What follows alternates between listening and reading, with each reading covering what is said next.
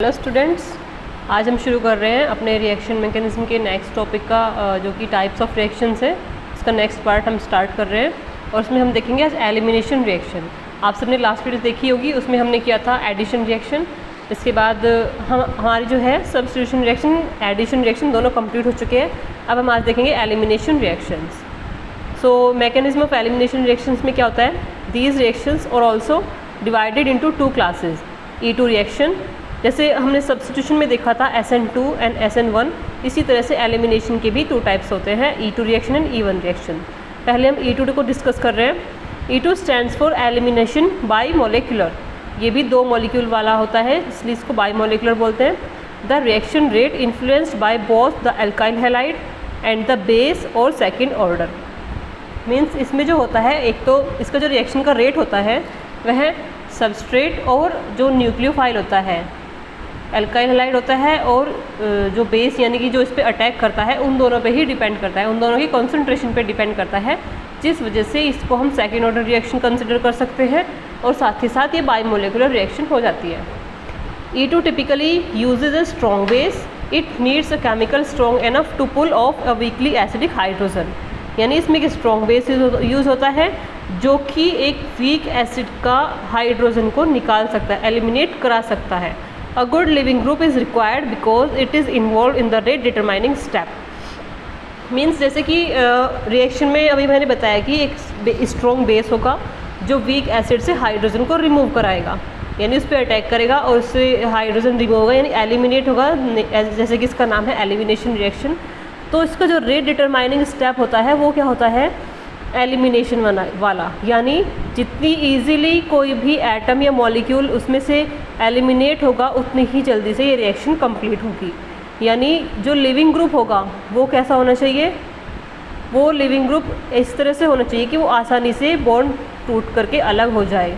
यानी अ good leaving group is required because it is involve in the rate determining step. E2 is the one step process with the transition state. यानी जो elimination का E2 होता है type, ये सिर्फ एक ही स्टेप में कंप्लीट हो जाती है, जिसमें कि एक ट्रांजिशन स्टेट आती है जो बहुत ही शॉर्ट टाइम ऑफ पीरियड के लिए बनती है और कोई सिग्निफिकेंट नहीं होता, उसको हम अलग नहीं कर सकते। Typically undergone by primary substituted alkyl halides but is possible with some secondary alkyl halides. यानी ये जो रिएक्शन होती है E2, ये ज़्यादा से ज़्यादा प्राइमरी जो होती है, प्राइमरी एल्काइल हैलाइड होती है, वो बहुत जल्दी से देती है, लेकिन जो सेकेंडरी एल्काइल हैलाइड होती है वो थोड़ी सी मतलब इससे कम रेट से होती है, लेकिन वो भी कंप्लीट कर देती है। टर्शरी जो एल्काइल हैलाइड होती है उसमें कुछ प्रॉब्लम आती है E2 रिएक्शन, E2 मैकेनिज्म में, because E2 mechanism results in formation of a pi bond, the two leaving groups often a hydrogen and a nitrogen need to be anti peri parallel यानी 180 degree. That is why elimination often involve the trans product over the cis product, यानी stereo selectivity. यानी कि इसमें जो होता है elimination जब होगा, एलिमिनेशन होने की वजह से कोई एक ग्रुप उसमें से लीव हो जाएगा, और लीव होने के बाद जबकि वैलेंसी इनकम्प्लीट हो जाती है, उसे पूरा करने के लिए उसमें मल्टीपल बॉन्ड आएंगे, यानी जो पहले सिंगल बॉन्ड था वो किस में कन्वर्ट हो जाएगा, डबल बॉन्ड में, यानी एक पाई बॉन्ड का फॉर्मेशन हो जाएगा। तो पाई बॉन्ड बनने से उसमें क्या होता है, इसमें 180 डिग्री यानी एलिमिनेशन ऑफन, यानी वो क्या बनाता है, जब पाई बॉन्ड बनेगा, हमने सिस ट्रांस में देखा है, उसमें पाई बॉन्ड होता है और उसमें उसके पाई बॉन्ड के दोनों तरफ रोटेशन होता है, कार्बन कार्बन पाई बॉन्ड के दोनों तरफ। तो इसमें भी ऐसा ही अगर प्रोडक्ट बनता है तो उसमें क्या होता है, ट्रांस प्रोडक्ट ज़्यादा बनते हैं in comparison to cis product, यानी सिस प्रोडक्ट कम बनेंगे और ट्रांस प्रोडक्ट ज़्यादा बनेंगे। ठीक है, और सिस और ट्रांस में डिफरेंस ये हम वैसे तो पढ़ चुके हैं, लेकिन एक बार जब हम स्टीरियोकेमिस्ट्री डिस्कस करेंगे तब हम अच्छे से इसको डिटेल में डिस्कस करेंगे। अभी हमें सिर्फ इतना देखना है कि एलिमिनेशन का जो होता है प्रोडक्ट, वह ट्रांस प्रोडक्ट ज़्यादा बनते हैं, सिस प्रोडक्ट कम बनते हैं। इसके बाद हम देखते हैं in the E2 mechanism, a base subtract a proton from the beta carbon and the expulsion of the halide ion from the alpha carbon occurs simultaneously. A double bond is formed between alpha and beta carbon, यानी जो alpha carbon होगा और beta carbon होगा उन दोनों के बीच में double bond नहीं, आप ये रिएक्शन नोट कर लेना, इसमें सिंपल सी चीज़ है। फिर नेक्स्ट आता है E2 मैकेनिज्म, यानी E2 मैकेनिज्म कैसे होता है इसकी हम देखेंगे। E1 stands for elimination unimolecular, ये उसका बिल्कुल अपोजिट होता है E2 का, इसमें एक सिंगल मॉलिक्यूल इन्वॉल्व होता है। The reaction rate is influenced only by concentration of alkyl halide and is of first order.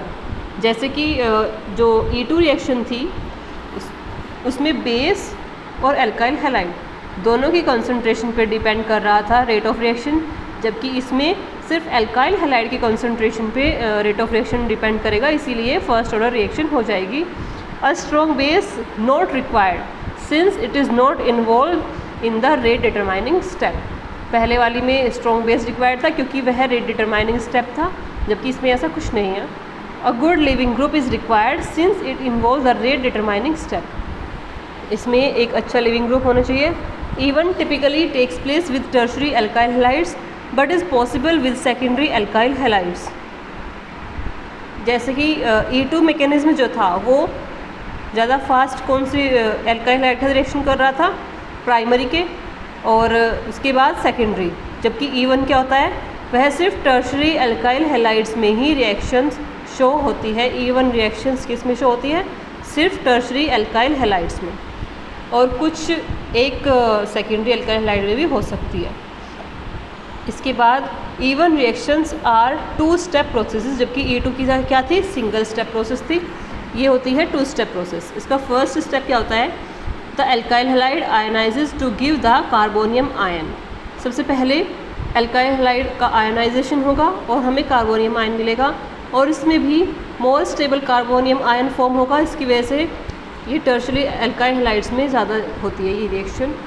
Step 2 होगा, a proton is abstracted by the base from the adjacent beta carbon atom to give the alkene, यानी उसके बाद एक base आएगा, proton मतलब जो proton होता है वह बेस के द्वारा निकाल दिया जाएगा, जिस वजह से बीटा अल्फ़ा और बीटा कार्बन के बीच में क्या आ जाएगा, अनसैचुरेशन यानी double bond. Unlike A2 which requires the proton to be anti to the leaving group, E1 reactions simply require a neighboring hydrogen. This is due to the fact that the leaving group has already left the molecule. ये काफ़ी important point है, इसको आप ध्यान से note करेंगे। इसके बाद आता है सेटजेफ या फिर जेटसेव्स रूल। सेटजेफ रूल काफ़ी इंपॉर्टेंट है स्टूडेंट्स, इसको भी आप ध्यान से पढ़ेंगे, और एलिमिनेशन रिएक्शन के साथ साथ इसको अलग से भी पूछ लिया जाता है कभी कभी एग्जाम में कि सेटजेफ रूल क्या होता है। It states that although more than one product can be formed during alkene synthesis, the more substituted alkene is the major product. This infers that the hydrogen on the most substituted carbon is the most probable to be deprotonated, thus allowing the most substituted alkene to be formed. यानी जितनी ज़्यादा alkene में branch होगी, मोर branch alkene more stability, यानी कि इसमें ये बोला गया है कि एलिमिनेशन उस वाले कार्बन से होता है जहाँ से नंबर ऑफ ब्रांचेस ज़्यादा बनती है एल्कीन में। आप इस रिएक्शन में इसको एग्जांपल से अच्छे समझ सकते हैं। इसमें जो फर्स्ट प्रोडक्ट बना है 1 ब्यूटीन, इसमें पहले नंबर पे डबल बॉन्ड है, इसकी वजह से देखते हैं इसमें कितनी ब्रांच बनी है। फर्स्ट कार्बन पे 2 हाइड्रोजन है और सेकेंड कार्बन पे एक मिथाइल ग्रुप है, साथ ही साथ एक कार्बन भी है। जबकि दूसरे वाले प्रोडक्ट में क्या होता है, इसमें फर्स्ट कार्बन में भी एक मिथाइल ग्रुप, एक हाइड्रोजन, और सेकंड वाले कार्बन से भी एक मिथाइल ग्रुप और एक हाइड्रोजन। तो इस वजह से सेकंड वाली जो एल्कीन बनती है वह उसकी अमाउंट ज़्यादा होती है, यानी कि ये ज़्यादा ब्रांच है, इसमें ब्रांचेस ज़्यादा होती है। तो यही सेटजेफ रूल बोलता है कि जितनी ज़्यादा सब्स्टिट्यूटेड कार्बन होगी उतनी ही ज़्यादा वह डीप्रोटोनेटेड हो सकती है। इसके बाद हमारा नेक्स्ट टाइप आता है rearrangement reactions. So rearrangement reactions में क्या होता है, rearrangement reactions involve the migration of an atom और group of atom from one side to another within the same molecule. The product is always the structural isomer of the original compound. Rearrangement नाम से ही पता है कि एक जगह से दूसरी जगह शिफ्ट होना मॉलिक्यूल का।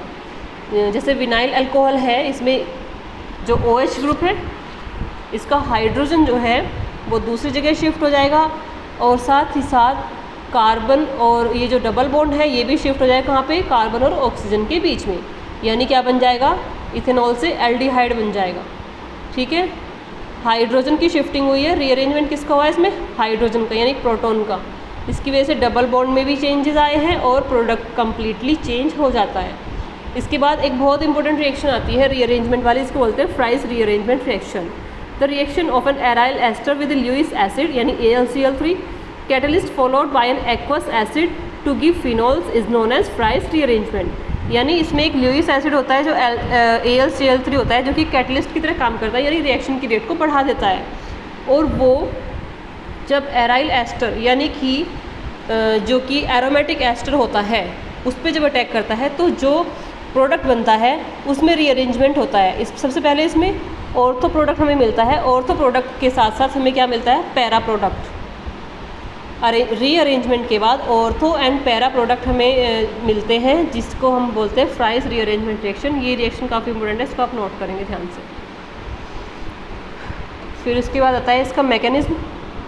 The mechanism begins with the coordination of ester to the Lewis acid followed by rearrangement with generates an electrophilic acylium ion. यानी जब जो AlCl3 होता है जब वो इसके साथ में जुड़ता है, कोऑर्डिनेट होता है, तो इससे जो एस्टर ग्रुप होता है वो अलग होता है, अलग हो जाता है, जिससे इलेक्ट्रोफिलिक एसाइलियम आयन प्राप्त होता है हमें।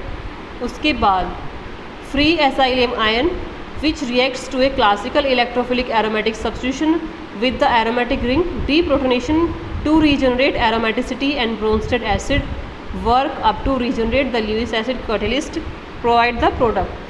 A low reaction temperature creature favors para substitution and with high temperature the ortho product। यानी इसमें हमें जो ऑर्थो एंड पैरा प्रोडक्ट मिलते हैं वह टेम्परेचर पे डिपेंड करते हैं।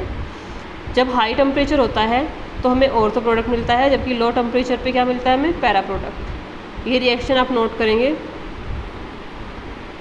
तो ये थी हमारी रीअरेंजमेंट रिएक्शन यानी टाइप्स ऑफ रिएक्शन यहाँ पे ख़त्म होती है। इसके बाद स्टूडेंट हम अपना नेक्स्ट टॉपिक अभी नेक्स्ट वीडियो लेक्चर में स्टार्ट करेंगे।